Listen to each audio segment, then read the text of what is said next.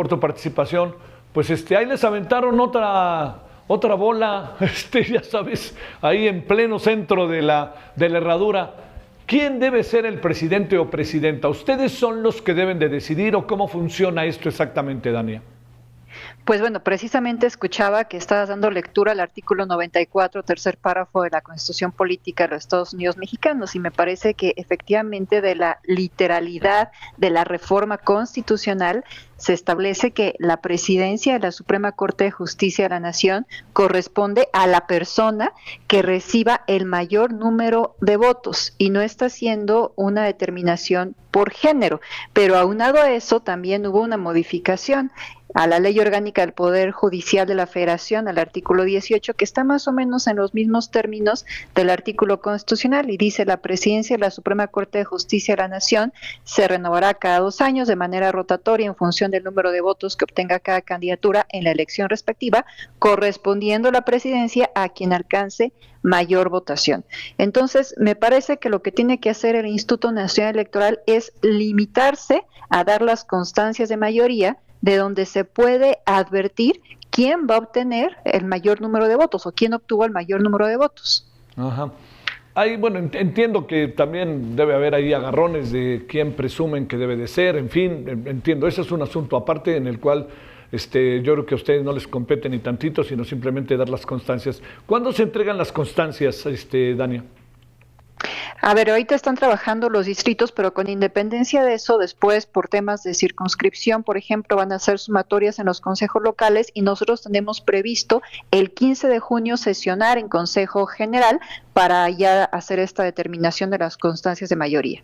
Dania, ¿cómo he leído declaraciones tuyas, etcétera, pero déjame preguntártelo así ya en este espacio?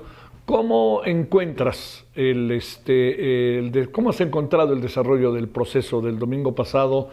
¿Están recibiendo impugnaciones, están recibiendo información que pueda cambiar algunas cosas de las que originalmente pues han ido quedando establecidas? ¿Cómo viste todo el domingo, Dania?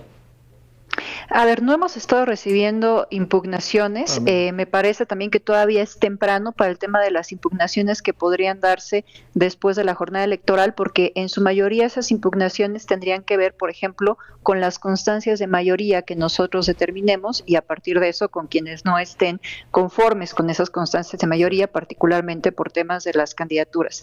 Ahora, hay otro tema que también me parece muy interesante y que es distinto en esta elección, como muchos otros han sido distintos a otras elecciones que hemos tenido, y tiene que ver con estas causales de nulidad de la elección genéricas, digámoslo así, que se establecen en el artículo 41 constitucional y que serían distintas su aplicación en esta elección.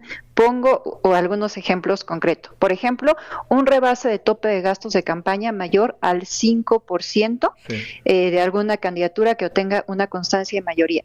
Ese causal, por ejemplo, o el comprar tiempos de radio y televisión, está pensado para una sola persona que gana una elección y por lo tanto, si esa persona que ganó esa elección cometió ese tipo de trampas que están previstas en la Constitución, podría llevar a una nulidad de la elección, pero en esta ocasión Dania, te nos perdiste. Suponiendo que hubiera una persona que incurriera en esto, eso no podría llevarnos a la nulidad de toda la elección porque tenemos otras personas que no incurrieron a lo mejor en estos actos y también resultaron ganadoras. Y creo que ese es otro tema de reflexión que por supuesto estaría en la cancha del tribunal, pero que tenemos que ver como una diferencia más de esta elección. Sí, tienes toda la razón. O sea, hay causal de anulación. Pero en este caso son tantos cargos que pues no puede anularse todo el cargo, por decirte algo, de los tribunales magistrados de distrito, por decirte algo, pues no se puede anular toda, ¿no? Pues anulas al que se pasó, pero ¿qué haces con los otros que también ganaron? Exacto, es diferente, por ejemplo, cuando estamos hablando de un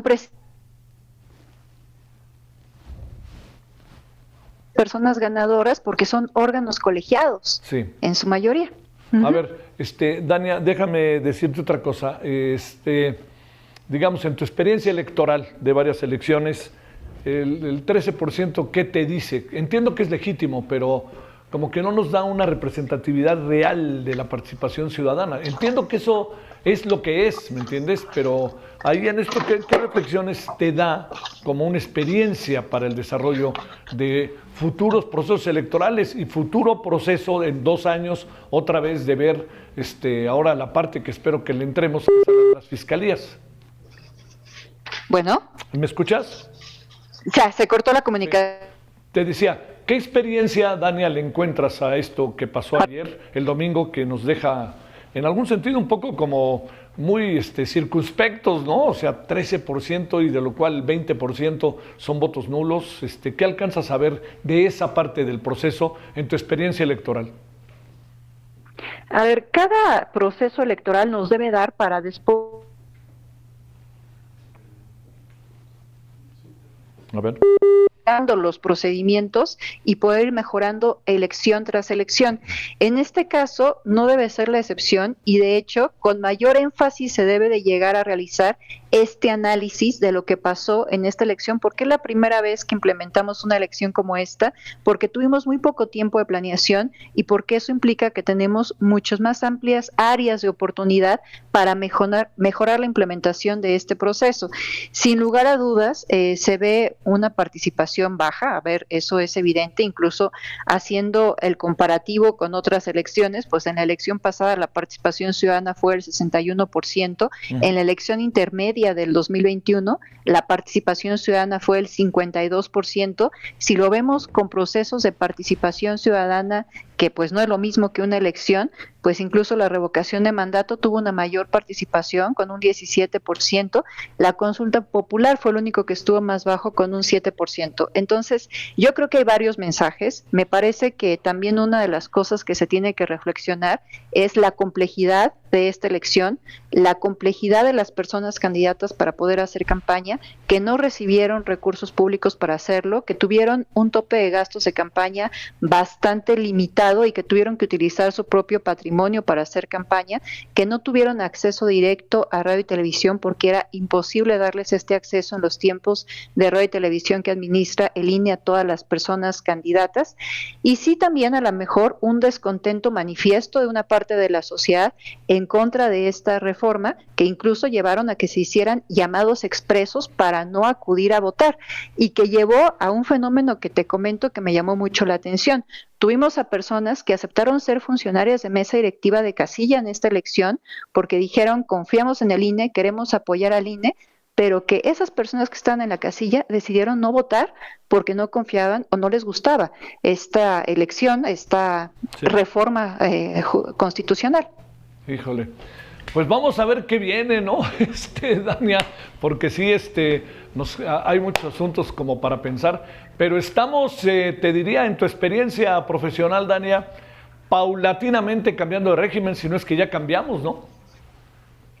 Pues sin lugar a dudas tenemos unas reglas muy novedosas, no solamente para México, sino para el mundo. Se ha hablado mucho del caso de Bolivia, pero incluso ese caso es distinto al mexicano, porque ya únicamente deciden por voto popular a 2 tribunales importantes que tienen, pero nosotros estamos decidiendo a todo el Poder Judicial y esta decisión baja por un voto popular, incluso hasta jueces y juezas de distrito. Sí, oye, todo indica, querida Dania, que los siguientes en la lista son ustedes, ¿no? Porque viene la reforma electoral. Pues se ha hablado de una posible reforma electoral. Yo lo que pediría es que, bueno, pues a diferencia también de esta, en donde también hubo modificaciones en materia electoral que tuvo que implementar el INE y vimos todas las complejidades que conllevó el hecho de que no se hubiera involucrado a personas especialistas en materia electoral, a quienes haríamos la implementación, que pues si se piensa en hacer una modificación, pues se llame a los distintos sectores, a la academia, autoridades electorales y demás, para que si se hace una modificación, esta sea para robustecer el sistema electoral. Te mando un gran saludo, Dania, muchas gracias que estuviste con nosotros. Gracias a ti, Javier, hasta luego, buena tarde. Bueno.